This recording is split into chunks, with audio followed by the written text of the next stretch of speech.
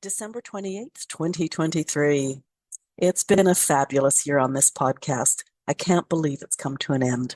Well, the year that is, not the podcast. I have so much in store for you in 2024. But before we get to that, I want to share with you again the amazing guests of 2023.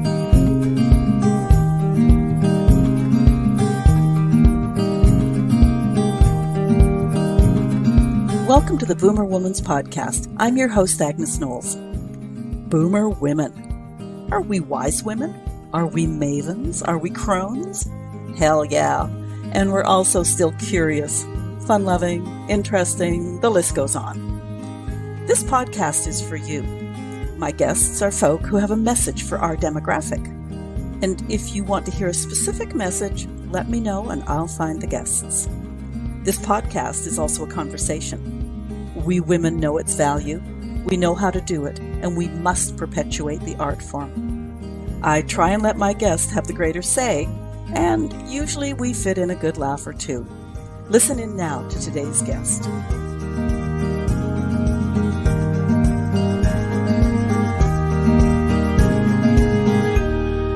Happy season, my favorite listeners. Yes, you. I always try to start and end the year with guests and subjects that are specifically inspirational. January 2023 was no exception. Peter Anthony is a dad in Australia. He wasn't quite sure how to father his struggling teenage daughter when she unexpectedly moved in with him, so he decided to start by loving her and listening to her until he did figure it out. As with so many stories, his and his daughter's story took many twists and turns before one day Belle, his daughter, found herself motivated and excited about a project that just kind of fell together for her. I love how candid Peter is in this interview, and he took full advantage of the wisdom of this audience to solicit suggestions from you about how Belle might grow her endeavor. Such a great story to kick off a new year. Judy Wilkins Smith talked to us about the following week about our emotional DNA. That was a subject I had some knowledge of, emphasis on the word some, and felt that as a new year unfolded and we so often look at self-improvement, it'd be an interesting take on the whys and wherefores of our behaviors and provide food for thought on new approaches to figuring out why we do some of the things we repeatedly do. I don't want to give you too much info here because I wouldn't do Judy's subject justice. Before we start yet another year, go listen, see if it connects. Andy Wong decided to take up something quite unrelated to his career. You know, sort of like what many of us are doing as we figure out these next chapters of our life. And of course, stage fright moved in. How many of us can identify with that invasive little beast? He has great insights into handling stage fright. Saying yes a lot helps, and he shares great philosophy that can pertain to many areas of our lives.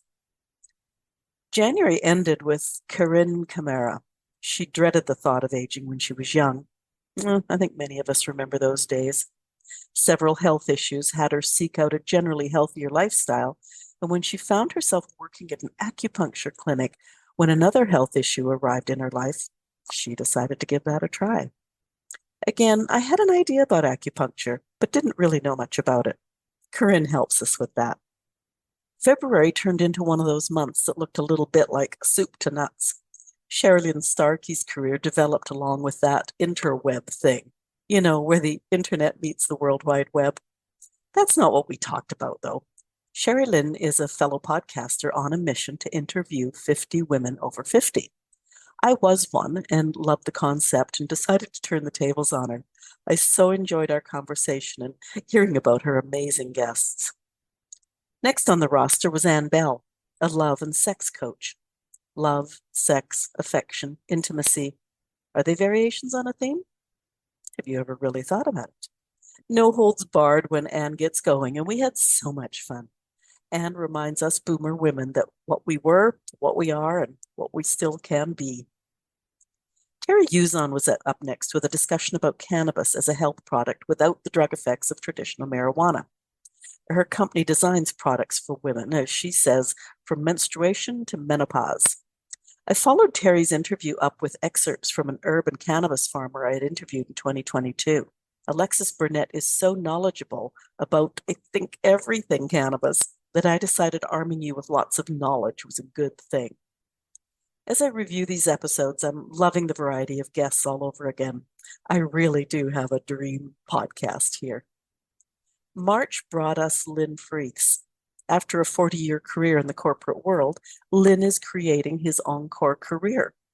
He calls us and himself silver entrepreneurs and discusses so many options that we might consider as a follow-up to the 9 to 5 we spent decades at. As the mom of 2 daughters and as many granddaughters, I enjoyed my conversation with Hilary Trong. She's a therapist who specializes in the mother-daughter relationship. That relationship can be close and blissful. It can be turbulent and bitter. You might not appreciate all that Hilary says, but I suggest you listen anyways. Next up, Juliana Dever, a traveler extraordinaire who will convince you there are so many great reasons to travel. She's now a travel guide to amazing places and the hidden gems there most people never find. And guess what? In Juliana's experience, women, older women, are the more adventurous of the sexes. Alara Sage calls herself the ecstatic life mentor, a woman's power, wisdom, inexhaustible energy, shame, intuition, the divine, the creative, such great topics for conversation. At this time of life, many of us find ourselves in the role of caregiver. Might be a parent, a spouse, a friend. Alison O'Shea gives us a lot of insight into things, questions we need to consider as we slip into that role. And we aren't getting any younger either, so this discussion highlights things we need to be putting into place now so we age the way we want. Paula Conroy leads us into April. We had an interesting discussion of the masculine and the feminine at the corporate level, rites of passage, and I appreciated what Paula called the aridity of her seemingly successful corporate life. Barbara Mojica is a history educator and an explorer. She explains how history is in every part of our life, from family to customs to society, and the correlation between history and critical thinking in the leaders of tomorrow. Those leaders of tomorrow are our children and grandchildren. If you have young people in your life, you'll love her books. Tamara Zoner cultivates happiness, and she explains how we can do the same in our lives. I tried to throw a lot of negatives at Tamara, but her solutions never fail. Do you practice happiness? April ended with a conversation with another podcaster. Jill McCarthy calls herself the geeky grandma. She's so good at community, building, encouraging, retreats. Her catchphrase is the desires of the heart. She encourages all of us to go for our dreams. I surprised myself by having a male doctor on to discuss hormones, but Dr. David Rosensweet is so knowledgeable about women and men and hormones. He shares that knowledge generously, but we do emphasize you consult with your own doctor before you jump into hormone therapy. Hopefully your doctor is well educated in hormones. Hint, hint. Sonia Griffin brought a huge dose of Southern charm to our discussion about senior living communities. She explains the differences between the different levels of assistance available. And I took advantage of Tanya's Southern charm to have her sell us on Baton Rouge, Louisiana. Sounds like a fabulous holiday place, even if it's not a place we're going to move to. As I review my guest list for 2023, I realized that Melinda Satterley was the first financial planner on podcast this year. That was on May 18th. Melinda says women don't need more products to buy. They want to learn about managing their finances, from opening the right kind of accounts to learning how to invest their money. So much good information. Kristen Mallon is a feminine longevity expert. She emphasizes that as well as sick care, we need well care too. And there is no reason we shouldn't have health and wellness through our elder years, even when they reach triple digits. Shannon Russell moved from producing TV shows to helping people produce their best lives. Second act success is a great idea for all of us seeking to achieve a great life that measures up to our own unique dream. Then June. Thesia Ellis is no stranger to hard work. And that's a good thing because she's a homesteader. I love this conversation. Hot bees, hurricanes, tick-causing allergies, accidents. It's not for the faint-hearted, but Theseus certainly continues to see the bright side. She's a real inspiration. From homesteading, we move to international law. Well, Jamie Bowman is a lawyer, an international lawyer, but it's her harrowing stories from faraway lands that impress the heck out of me. She's also a walker.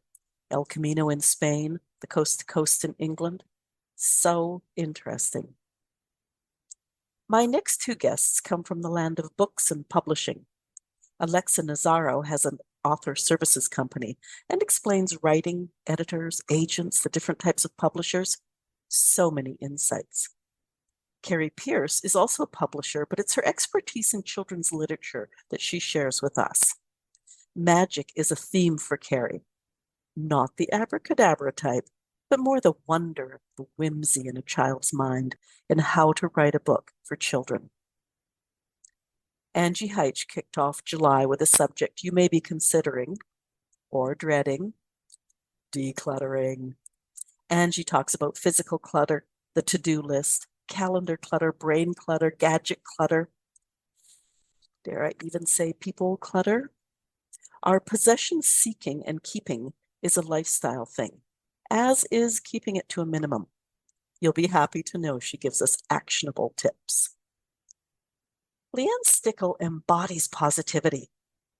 Good thing, as she was given a diagnosis of multiple sclerosis when she was a young woman with 4 small children. She's positive, but she also reminds us to honor the sad. I love that phrase, honor the sad. Bring the joy, express gratitude, be a clapper. Amy Eubank encourages us to restore our brain. I love her self-description. A deliciously flawed, complex, and wonderful human being who supports other deliciously flawed, complex, and wonderful human beings to live their best lives. So many tips for moving beyond our own negative self-talk. Deb Curtis talks gender discrimination. Our generation, her generation. Some of the same things, interestingly enough. After a 30-year career, Deb put all her knowledge toward helping other women, especially women of diverse groups, with small business acquisition. Very interesting. Greg Cox embraces rebellious wellness over 50. Love that. It was that rebellious word that actually caught my eye. There are lots of risks that come with aging, but Greg reminds us we still have choice. She says that everything is food of some sort: our thoughts, our energy, our inner conversations. Katie Snyder's interview may not be the fit for the faint of heart. She doesn't pull any punches discussing her breast cancer and her journey with Tilly the tumor, but her sense of humor got her through the ordeal, and it gets us through her account of the ordeal. Liz Deacle talked to me on August 17th. Gila Melamed spoke to us on September 7th, and Chris Donaldson on November 2nd. 3 adventurers, all awe-inspiring. Liz Deacle is an adventurer mom. She and her husband took their 2 teenagers on a 2-year global adventure.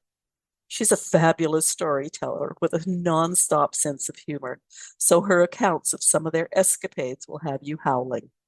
And bonus, Liz and her husband have figured out how to be successful digital nomads so they can go where they want, when they want. Interesting.